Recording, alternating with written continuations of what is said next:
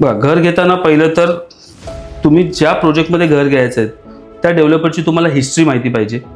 त्या डेव्हलपरने आधी जे प्रोजेक्ट बनवले ते टाइमली पोझिशन दिलेले आहेत का, प्लस त्याचे जे प्रोजेक्ट आहेत ते कुठल्या लोकेशनला आहेत.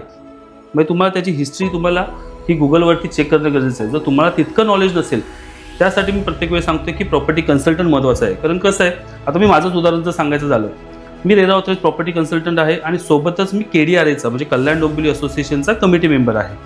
तर आम्ही ज्या प्रोजेक्टसोबत जोडले जातो, ज्या डेव्हलपरसोबत जोडले जातो, आम्ही क्वालिटी चेक करतो.